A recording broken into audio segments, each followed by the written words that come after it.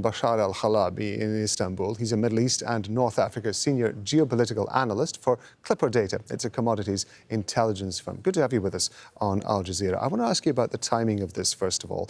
Given the fact that the new Prime Minister only found out he was getting the job back in July, how was he able to pull together this disparate group of people, or seemingly disparate group of people, when it was seemingly impossible over the several months previously? Well, Najib Mikati's ability to actually form a government kind of signals the massive, if you want, a crisis that the Lebanese political system was facing over the past 2 years or so. And why am I saying that? Because the main Sunni leader, according to the Lebanese power-sharing arrangement in the country, is actually Saad Hariri and not Najib Mikati. He presides over the largest parliamentary bloc. However, we know that in 2016, there was a deal cut, and it's dubbed as the presidential deal between Michel Aoun, the current incumbent president, and ex-Prime Minister Saad Hariri. This agreement entailed that Michel Aoun becomes president, is elected, and Hariri is set to form governments during Michel Aoun's mandate until further notice, or until the next elections, which is set to take place in 2022. However, the October 2019 uprising changed the calculations. Saad Hariri at the time was forced to resign, and also this is when the major fracture and fissures started appearing between Saad Hariri and Michel Aoun.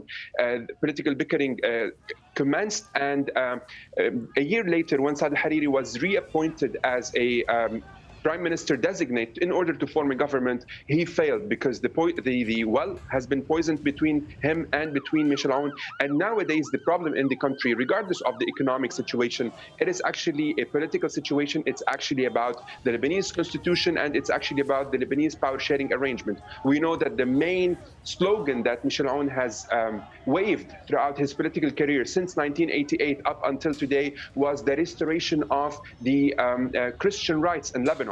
What does that mean? It means basically that Michel Aoun wants to amass more and more powers in the hands of the Lebanese president, because by convention, this president has to be Christian according to the Lebanese National Pact. And this is why the main enemy and foe for the president was seen to be Saad Hariri previously. And we can, from that perspective, from a constitutional one, we can see why the crisis ran deep between both parties, and Saad Hariri failed to actually form a government, which, by the way, in its formation and in its constituencies did not very much vary a lot from the current formation presented by Najib Mikati. Well, let me ask you about that, because one of the concerns that people are already talking about is the fact that although some of the faces may well have changed, as we were talking about just a moment ago, generally speaking, there's a lot of representation from political groups who have already been there,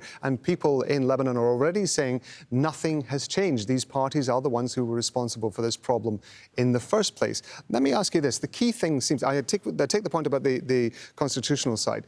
In economic terms, the country has no money. It desperately needs cash. What is the risk that this is a government that has been pulled together to try to prove to the rest of the world that it is enabled to get access to the funds that it needs by saying we're going to deal with corruption, we're going to restructure the financial system and so on, but all of that's going to get kicked down the road as soon as the cash comes in?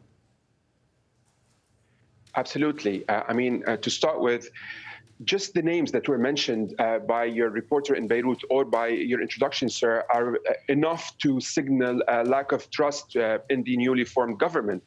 Of course, it would be very accurate to say that this is simply a recycling of the Lebanese sectarian ruling elite in the country. We have new frontmen now, we have new representatives, but everyone from the sectarian ruling parties is literally represented in this government. Does this mean that real reforms will be implemented and enacted?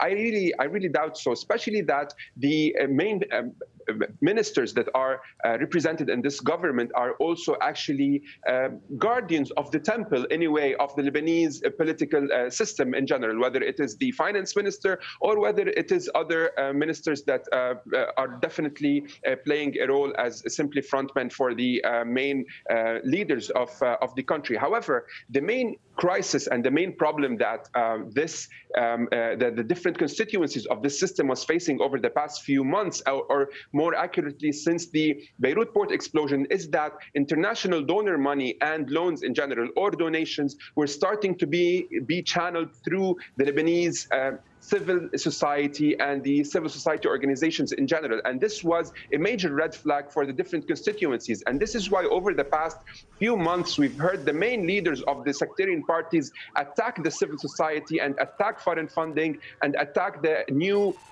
movements or new groups that emerged after the October 2019 uprising. So the idea was, given that the economic crisis has dealt a major blow to the popularity of the sectarian ruling elite, there was a need to form a government in order to re-legitimize the system in a way, and in order to channel, to talk with the international community and to channel at least foreign aid and donations through the government as well, in order to control the sources of donations and money and aid, instead of the civil society empowering itself and preparing itself also for the parliamentary elections, which is supposedly set to happen in May 2022. Bashar al-Halabi, we appreciate your time, so thank you very much indeed. Thank you.